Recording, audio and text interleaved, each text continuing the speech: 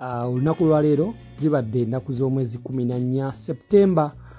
Lwe baziise omukyala gw'olaba awo maama wa Chiko, era Chiko abaddeyo bulungi nnyo mu kuziika n'ayoza ne ku mmunye. Bakyalibe bangi nnyo abamuwerekeddeko ne balabika ng'ate batwala omubiri gwa maama we baguwommoze mirembe. Nkwaniriza nnyo ku MMTV, webale nnyo kubeera nga weekuumira ku MMTV, webale nnyo ku subscribinga, webale nnyo ku likinga, ate webale nnyo ku commentinga. Gwate atwala time no commentinga, gwatanaba ku subscribinga mukujjukiza subscribinga wansi awo tulabike nga ate tweyongerayo ddala neggulire. Amawulire gendeese leero siga ssanyu, mawulire ga nnaku nnyo, mawulire ga kufiirwa.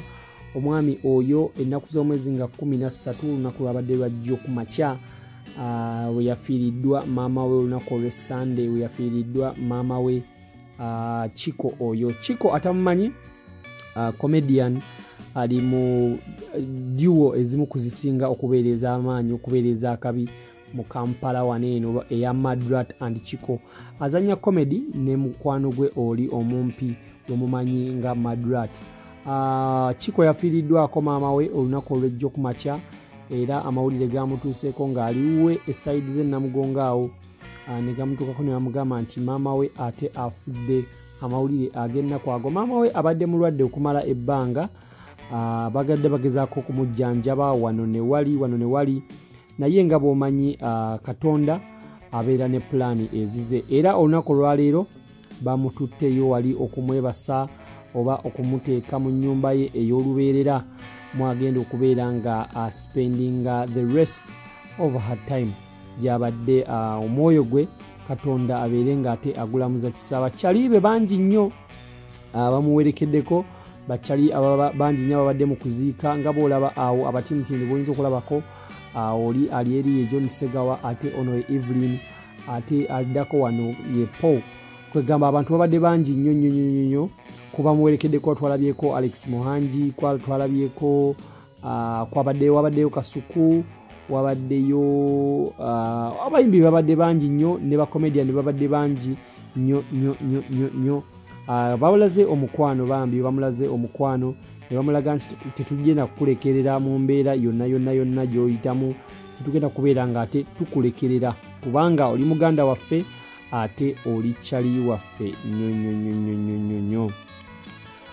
Chiko abadde ayogedde ebigambo tebibadde bingi nnyo omukolo guneeno. Abadde ayogera n'agamba nti maama wange annumye nnyo, era maama wange abadde kyakulabirako nnyo eri abantu ab'enjawulo ku kyalo, era abadde example nyingi nnyo, kubanga abadde agenda mu church, abadde agenda mu bintu eby'enjawulo nga yenyigira ne mu mirimu egya community. Nga bw'olabaawo Chiko yoyo ali makati side zeeno yono asembayo ku mukono ogwa ddyo mutabani wa Bebekulu oyo gwe bayita Hendrik Sali yakikiridde taata we n'agenda mu kuziika, kubanga bakyali nnyo ne ba Madrat and Chiko baneeno, ate nga womanyi Madrat and Chiko nabo bakyali ba Bebekulu nnyo. So Hendrik Sali yakikiridde taata waabwe mu kuziika maama wa Chiko. Katusabe omwoyo gw'omugenzi Mukama agulamuze kisa, ate nammwe aba family Mukama ayongere okubagumya. Chiko ne baganda bo family mwena Katonda yeyongere okubeera ng'ate abagumya, Katonda yeyongere okubeera ng'ate abasobozesa okubeerawo mumanyire embeera eyo. That is Madrat side zeeno okutandikira ku left. Addako awo ye Chiko, addako no comedian naye mumumanyi bulungi nnyo, yakola ku Next Radio. Asembayo eno wa Comedy Store Alex Muhangi, era babaddeyo bonna mu kuziika. Bantu bangi bayogedde ebintu by'enjawulo ababadde bamanyi ku maama wa Chiko, bamwogeddeko ebigambo eby'enjawulo, ne bagezaako okubeera ng'ate babuulira ebyafaayo by'omugenzi.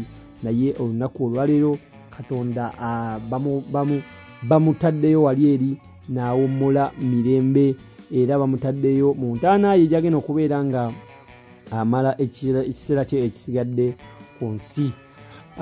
Chiko twagala okubeera ng'ate tustandinga naawe muganda waffe kubanga oli muganda waffe twagala okubeera nga ate tubeera naawe guma era maama Katonda yatuwa era yajeewo byebyo nno ebivudde ku side ya Madratan Chiko comedy duo mbadde ndowooza nti ate ensonga wandibadde ate ozimanya essaawa eno ebivudde eyo side zeeyo tugenda kubanga mu video yaffe eddako tukuleetera buli kimu na buli kimu ekibadde engeri gye baziiseemu na buli omu speech ya buli muntu gy'abadde ayogera ku side eya maama wa Chiko byebyo nno subscribinga wansi awo gwatanaba kusubscribinga gwate eyasubscribinga naye ogamba nti kyokola kyakabi nnyo webale nnyo okubeera nga weekumira ku MMTV webale nnyo okusubscribinga kyokola kyakabi nnyo omwoyo gw'omugezi omukama agulamuze ekisa.